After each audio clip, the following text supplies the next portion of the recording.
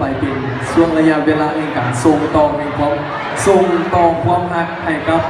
คนที่ยังโสดอยู่นะคนที่ยังโสดอาจจะได้แฟนในวันนี้เลยผู้ใดที่มีแฟนแล้วกับผู้เป็นอย่างน้อยถ้ายังว่าได้แต่งงานเถื่อเนาะ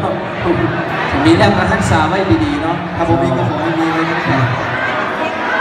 นี่คงจะเป็นภาพบรรยากาศที่หลายๆคนมีความสุขที่สุดนะและก็เป็นวินาทีที่หลายคนอยากจะลุ้นเพื่ออาจจะทำออกความรักที่ถึงส่งต่อจากผู้บริสารในมือนี้เนาะดอกไม้ดอกนี้เป็นดอกไม้แห่งคู่ชีวิตเนาะผู้ใดได้ครับก็ขอให้ได้ครับคู่ชีวิตที่จริงใจได้ครับความรักที่จริงใจเส้นเดียวกันเนาะเป็นกุหลาบปากสันกันแล้วกันเนาะกุหลาบขาวกุหลาบปากสัน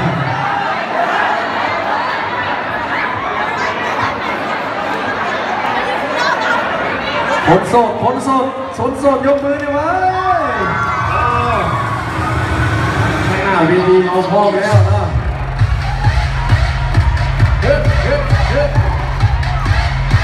ผู้ใดมือผู้ใดสูงผู้ใดมือยาวยกเงี้ยมาเด้อ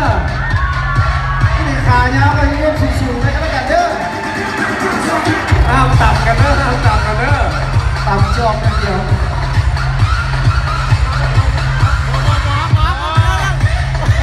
เจ้าบ่าวกับเจ้าสาวเล็งไว้แล้วนะ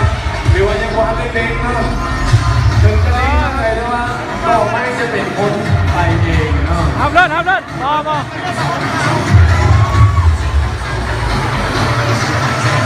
ช่วงวินาทีต่อไปเป็นช่วงวินาทีที่คนโซนหน้าเวทีรอคอยแล้วนะเดี๋ยวจะขออนุญาตน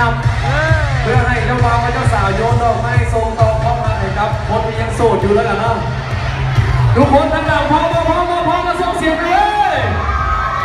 เตรียมตัวเจ้าบ่าวเจ้าสาวพร้อมแล้วนะทุกคนทั้งหลังพร้อมเตรียมตัว2 3โยมมีรุ่นโอ้คนทั้งหลังครับเตรียมน้ำแจ้งเดือดแล้วห้องต่อไปมารุ่นต่อไปนะเตรียมตัว